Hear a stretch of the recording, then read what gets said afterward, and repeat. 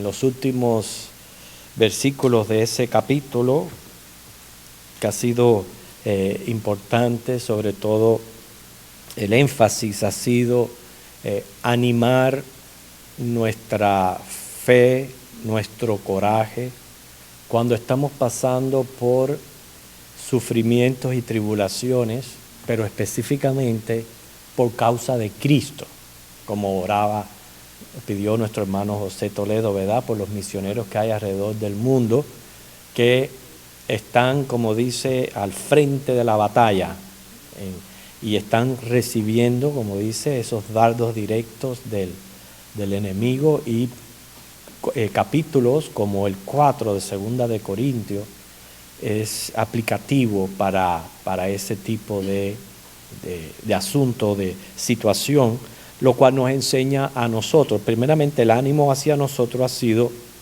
saber que debemos ponernos a servir, y sirviendo, si hay que hacer algún sacrificio, pues hacerlo sin quejas, sin murmuraciones, sin peros, sin condiciones.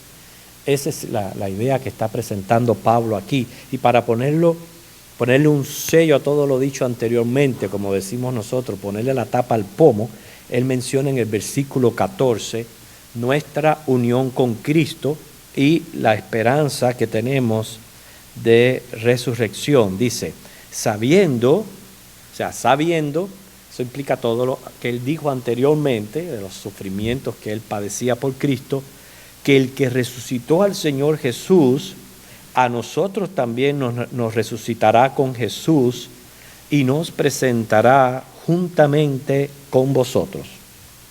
Hay una promesa, y es con relación al Espíritu Santo en nuestras vidas, que está en el capítulo 8, ahí en el versículo 11, ¿qué es lo que nos tiene que ayudar a nosotros en estos pensamientos pesimistas o fatalistas que a veces nos vienen, las circunstancias los provocan, pero hay que también cultivar en nuestra mente pensamientos fuertes en fe, sobre todo basados en la palabra de Dios, porque la promesa aquí dice, y si el Espíritu, estamos hablando de Romanos 8:11, de aquel que levantó de los muertos a Jesús, mora en vosotros, el que levantó de los muertos a Cristo Jesús, vivificará también vuestros cuerpos mortales por su Espíritu que mora en vosotros. No solamente alude a nuestra esperanza de resurrección corporal, pero también esta frase de resurrección se puede usar en el ámbito espiritual, cuando tú ves que la persona está, como el anuncio ese, cuando la muñequita que ya no tiene pila y está así, que vienen y le tienen que dar cuerda para que vuelva a coger así el ánimo y volverse a encaminar. Bueno, hay veces que nuestro espíritu y ánimo tiene que también ser prácticamente resucitado, levantado, y esto lo hace el poder del Espíritu Santo. Tenemos que tener siempre nuestra fe y nuestra mirada puesta en el Señor. ¿Cuántas veces nos visita el desánimo, verdad? Y en vez de mirar hacia arriba, pues lo que hacemos es nosotros mismos nos encarcelamos y tenemos la llave en la mano, pero no la usamos. Y la llave es la fe. Me di cuenta ahora que necesitaba el micrófono.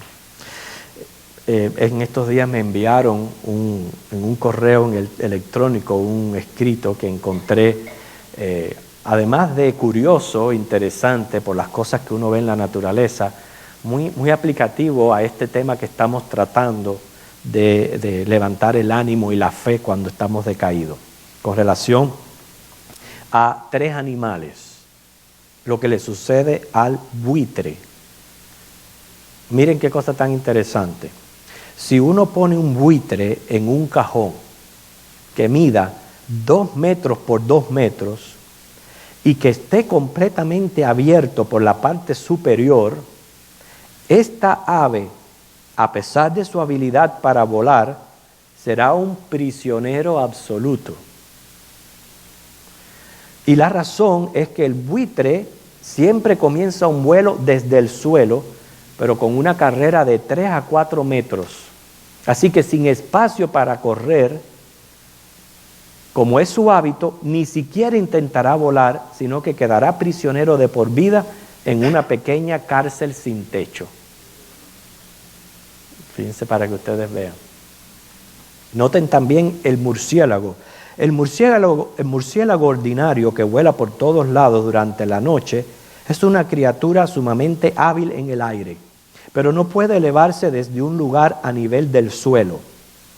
Si se le coloca en el suelo, en un lugar plano, todo lo que puede hacer es arrastrarse indefenso y sin duda dolorosamente hasta que alcance algún sitio ligeramente elevado del cual se pueda lanzar a sí mismo hacia el aire. Entonces despega para volar. Y el tercero, la abeja. La abeja, al ser depositada en un recipiente abierto, permanecerá allí hasta que muera, a menos que sea sacada de allí. Nunca ve la posibilidad de escapar que existe por arriba de ella. Sin embargo, persiste tratando de encontrar alguna forma de escape por los laterales cercanos al fondo y seguirá buscando una salida donde no existe ninguna hasta que completamente se destruya a sí misma. Interesantes estos datos y curiosos, ¿verdad? Bueno, nosotros hay veces que somos como estos tres animalitos, el buitre, el murciélago, la abeja. Lidiamos con nuestros problemas y frustraciones sin nunca darnos cuenta que todo lo que tenemos que hacer es ver hacia arriba. Esa es la respuesta, esa es la ruta de escape y la solución a cualquier problema. Dice un pensamiento: la tristeza mira hacia atrás, la preocupación mira alrededor, la depresión mira hacia abajo, pero la fe siempre mira hacia arriba. Y es lo que el apóstol Pablo nos ha venido ayudando a través de estos 14 versículos que encontramos en este capítulo 4. El versículo 15 yo lo encontré sumamente aplicativo, especialmente para nuestros días de reunión de los martes, cultos de oración. Dice: porque todas estas cosas padecemos por amor a vosotros, para que abundando la gracia por medio de muchos, la acción de gracia sobreabunde para gloria de Dios. Fíjense que todo lo que Pablo había sufrido y estaba sufriendo, él claramente dice, lo hizo por amor a Cristo, al Evangelio, y especifica el amor que él le sentía a la iglesia de Corintios. No olvidemos, él fue prácticamente el padre espiritual, el misionero que plantó esa iglesia. Él le sentía un amor tremendo. Así que él, cuando él hablaba de sus sufrimientos y de su dependencia del Señor, él no quería en ningún momento cultivar una admiración hacia él como mártir, sino él lo dice ahí, fíjense, para hacer abundar la gratitud hacia la gracia para la gloria de Dios. O sea que podemos apreciar cómo la gracia, que sabemos que es ese favor inmerecido por lo que somos, ¿verdad?, salvos, y por estar perseverando en Cristo, dominaba continuamente la mente del apóstol. O sea, la idea que él presenta es, fíjense, al padecer, él estaba pasando por situaciones difíciles, al padecer, ¿qué hacía? Él pedía oración. Oraba a Dios, pero también pedía a la iglesia que oraran por él. Dios respondía a la oración. Hay veces haciendo prodigios y milagros, prácticamente como cuando lo levantó de los muertos, cuando fue lapidado. Y todo esto contribuía a que todos los que estaban involucrados o enterados de lo que le pasaba a él o de los asuntos por los que él pedía, al ver la respuesta de Dios positiva, no solo aumentaban su fe, pero abundaba para dar gracias al Señor, y de esa manera se le da gloria a Dios. O sea, no era Pablo solo recibiendo el favor de Dios, reconociendo su poder en su vida, y él solito dándole gracias a Dios. No, él lo compartía con las iglesias, y las iglesias también participaban en darle la gloria al Señor. Parte de nuestro proceso hacia la madurez, lo cual yo entiendo que estamos todos, que no hay ninguna persona que pueda decir ya lo alcancé todo, ¿verdad? Siempre hay algo que tenemos que añadir, hay algo que tenemos que remendar, hay algo que tenemos que quitar en nuestra vida como seres humanos. Pero en ese proceso hacia la madurez hay que dar como un pequeño brinco, y me refiero a deshacernos del sentimiento egoísta que prácticamente es común en todos los seres humanos. Antes de Cristo, si usted no lo puede notar, especialmente en las personas que no tienen a Cristo, cómo sus vidas están plenamente centradas en ellos mismos o en el contorno de sus parientes y familias o amistades. O sea, el incrédulo no va más allá a preocuparse por la necesidad de un ajeno o el dolor de un ajeno. Es más bien centrado en uno mismo. Cuando venimos a Cristo, venimos con esa mentalidad, y eso se puede proyectar, hay veces hasta en la manera en que nosotros pedimos oración. ¿Por qué? Se puede notar que están centrados en sí mismo. Ejemplo, yo no digo que no lo hagan. Hay personas que cuando tienen problemas y dificultades en sus vidas muy serios, vienen a los cultos de oración de los martes. Y es bueno que lo hagan. Pero, como se desaparecen y no les vemos más, es la evidencia de que ellos están pensando solamente en ellos.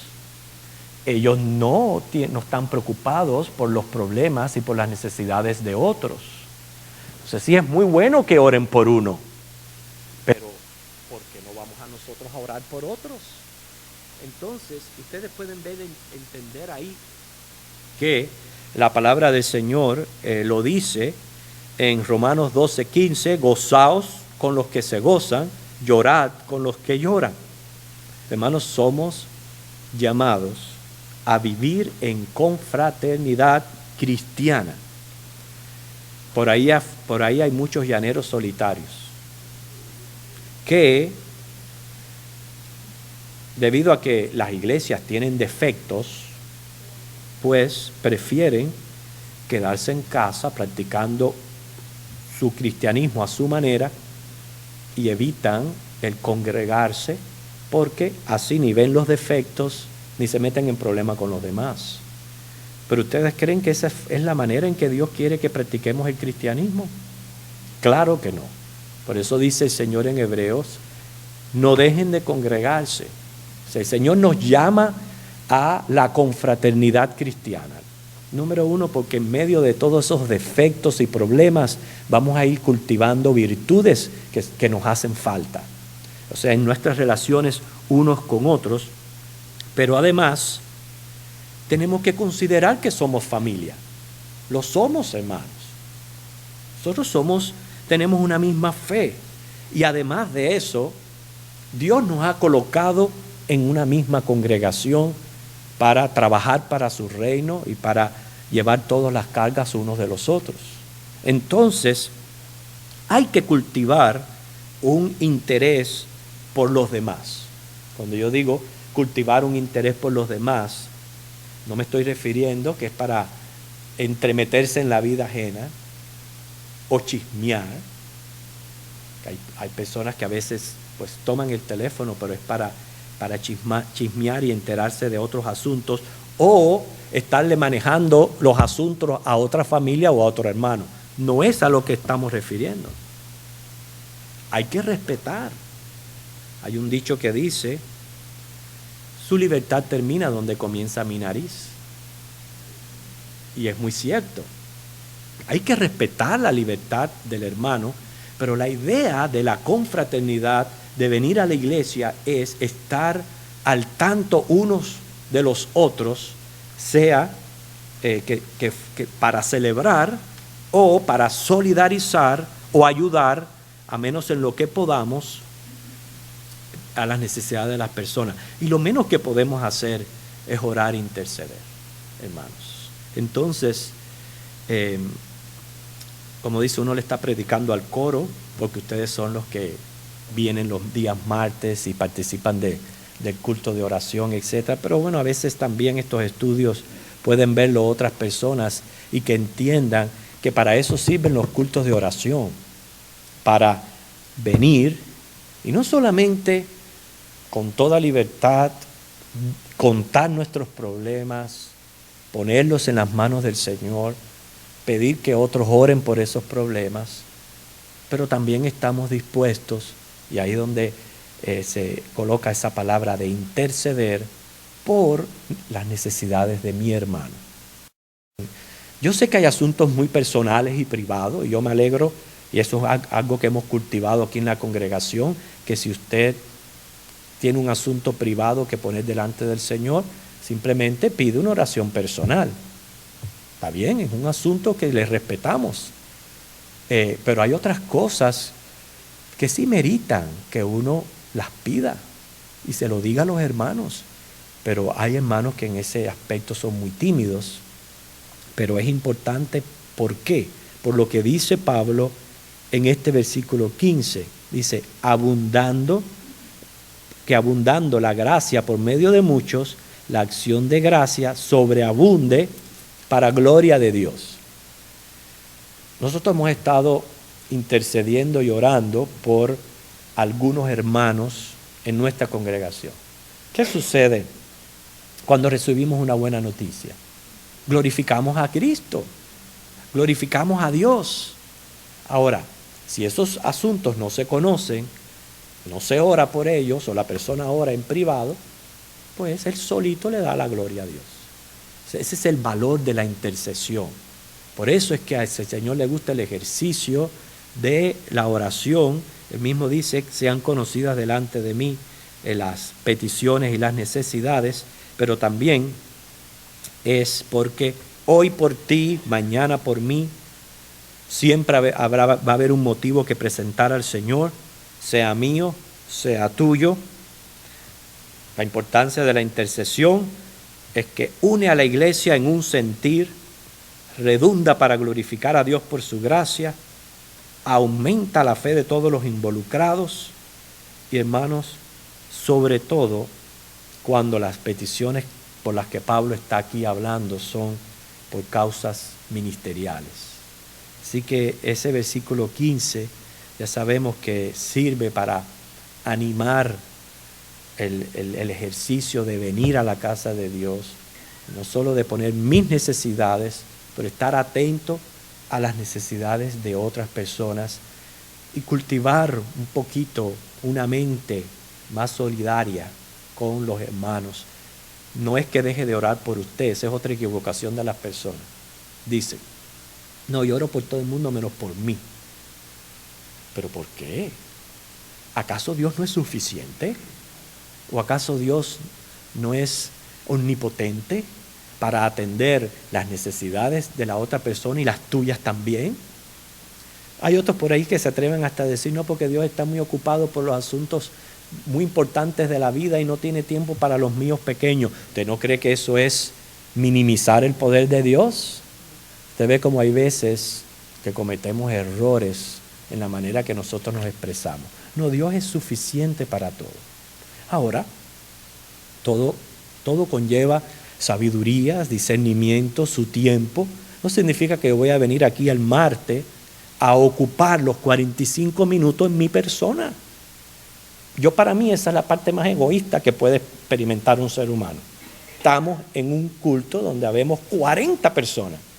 Los 40 queremos hablar, los 40 queremos dar testimonio, los 40 queremos orar.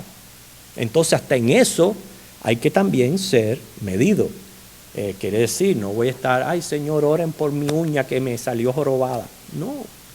Ahora, si usted le está teniendo un dolor de pecho, por favor, oren por mí que tengo un dolor de pecho. Ve la idea, la uña jorobada ya la deja para su casa. Y ahí se lo dice al Señor. Tenemos que aprender, hermano, hay que aprender a orar, a cómo comportarnos en la casa del Señor y a que el Señor nos abra nuestro entendimiento y nuestra mente de cómo debemos conducirnos.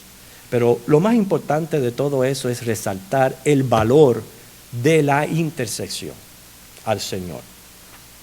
El versículo 16 presenta un tema bastante interesante que es acerca de el hombre interior. Debido a que estamos seguros de una gloriosa resurrección y satisfechos porque nuestros trabajos y oraciones promueven la gloria de Dios, no desmayamos. O sea, más bien, no nos desanimamos ni abandonamos la lucha y la causa, aunque tenemos que ser conscientes de la realidad que vivimos los cristianos. Dice el 16, por tanto, no desmayamos antes, aunque nuestro hombre exterior se va desgastando, el interior, no obstante, se renueva de día en día. Pablo aquí menciona a dos hombres, pero en realidad sabemos que se trata de una misma persona, nosotros mismos. Pero él ahí expone lo exterior, quiere decir la carne, el cuerpo físico, nuestra constitución en general, que perece, se agota por el continuo sufrimiento y por el trabajo, y va naturalmente rumbo a la necrosis. A medida que van pasando los años, usted va a ver que nuestra conversación va a cambiar. ¿Y por qué? Porque son asuntos del alma, del almanaque. Y las cosas cambian en la vida. Ya no somos lo mismo que éramos 20, 30, 40 años atrás. No tenemos la misma fuerza físicamente. Es lo que Pablo está tratando de decir, que eso es un proceso natural y normal. Nosotros sabemos que es debido a la maldición del pecado y a la muerte biológica, en la cual todos estamos expuestos a eso. Sin embargo, dice Pablo, a pesar de que ese hombre exterior se desgasta, el hombre interior, sobre todo en Cristo, lo que experimenta es renovación. Y pregúntenle a Pascual.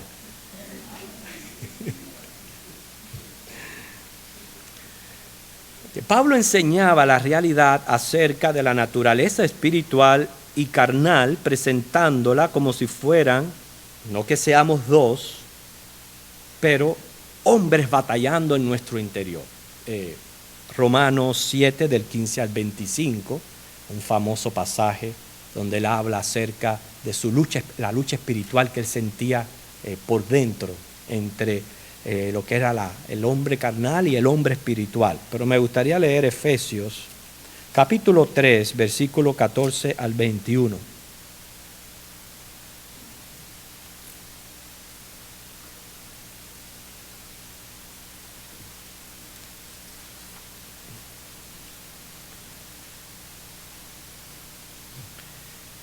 Que Pablo está hablando aquí de renovar ese hombre interior.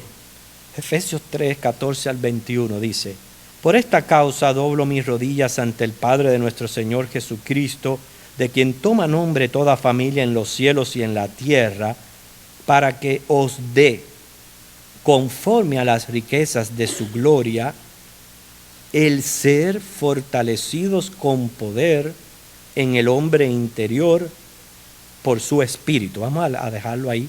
Tenemos otras cosas que presentar en el estudio, porque la frase que me interesa de este pasaje es cómo le pedimos a Dios que sea según la riqueza de su gloria, que uno pueda ser fortalecido con poder en ese hombre interior. O sea, necesitamos orar y interceder por este motivo. ¿Cuántos lo hacemos? ¿Hemos pensado en eso? ¿Cuántos le pedimos a Dios? Y yo me atrevo a decir que esto es una necesidad diaria. ¿Cuántos le pedimos a Dios que por el poder de su gloria nos fortalezca en nuestro hombre interior? Mire, mientras más temprano en la mañana usted haga esa oración, mejor es. Usted va a ver cómo va a llevar a cabo el día. Va a ser muy diferente, porque ese hombre interior es el que prácticamente empuja al exterior. Ese hombre interior es el que da el aliento, el ánimo, la fuerza para uno trabajar y para que las cosas resulten más fáciles y mejor. No podemos obligar a nadie, pero a veces me resulta un poquito hasta cómico que los domingos, cuando estamos alabando al Señor, usted ve las personas mayores de pie durante los cantos espirituales y los más jóvenes sentados. Y yo digo, pero ¿cómo es posible? Claro, a mí me dieran ganas de levantar a todo el mundo, que sea con un pincho. Pero eso tiene que nacer. ¿Usted sabe qué pasa? Ese es el hombre interior adentro que está así, mira, muerto. Y como el hombre interior está sin ánimo y sin muerto, pues no puede levantarse el cuerpo. Pero hermano, cuando su hombre interior está fortalecido en el poder de Dios, usted se pone en pie, usted se levanta, trabaja, sirve. Por eso es que Pablo está mencionando todas estas cosas. Hay asuntos, hermanos, que meritan que nosotros le pidamos a Dios, necesidades del alma que a veces abandonamos. Valga la redundancia, sí hay que presentarle al Señor nuestras dolencias físicas, los problemas económicos, problemas familiares, pero cuando se le presentan necesidades del alma, las necesidades espirituales. La Biblia dice en Santiago 1:5 que pidamos a Dios ¿qué? Sabiduría. Fíjense que Salomón oró ahí en Primera de Reyes 3:9, dice, da pues a tu siervo corazón entendido para juzgar a tu pueblo y para discernir entre lo bueno y lo malo. ¿Cuándo le pedimos a Dios que nos dé discernimiento para esto? ¿Cuándo le pedimos a Dios, como pidieron los apóstoles, aumentanos la fe? ¿Cuándo? En el culto de hoy lo hicimos. Hay que estar pendiente de necesidades espirituales que inclusive son de mayor valor, porque ya sabemos que al ser fortalecido el hombre interior se va a reflejar en el hombre exterior. Otros versículos que quisiéramos atender, Romanos capítulo 7, versículo 14.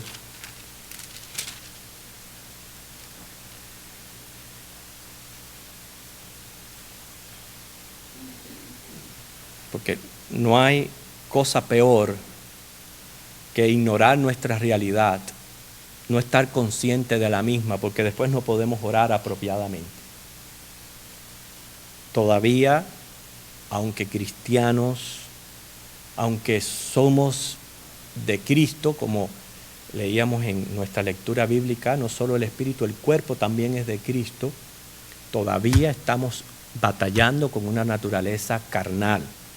Romanos 7:14 dice, porque sabemos que la ley es espiritual, mas yo soy carnal, vendido al pecado. Eso lo dijo Pablo.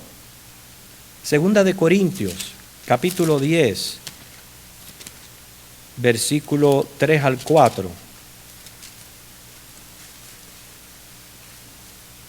Perdón.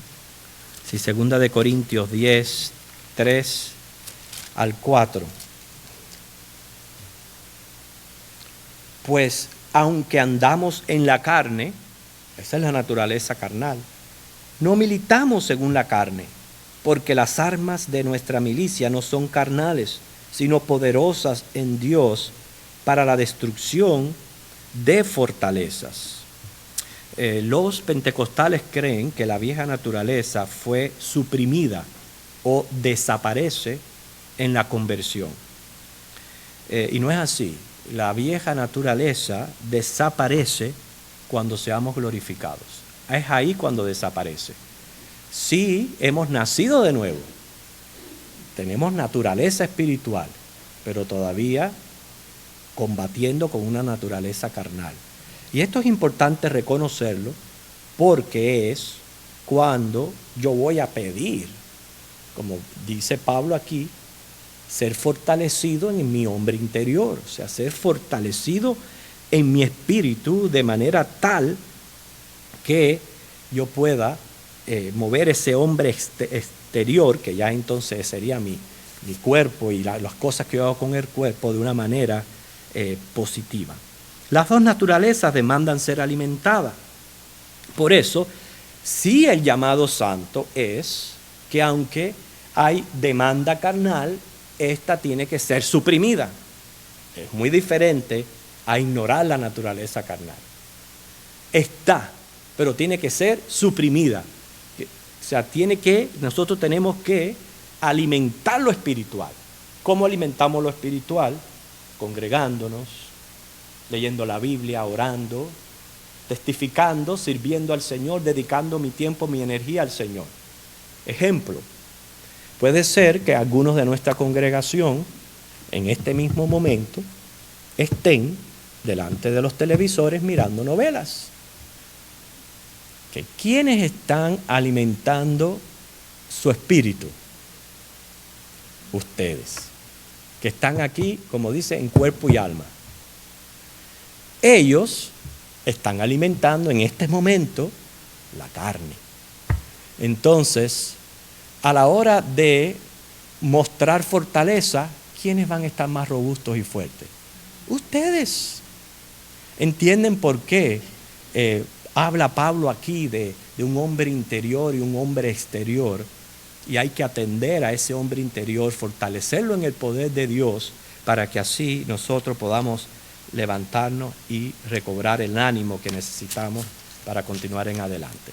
Nos dejamos los últimos 2 versículos del capítulo 4 de 2 para la semana que viene. Que el Señor les bendiga.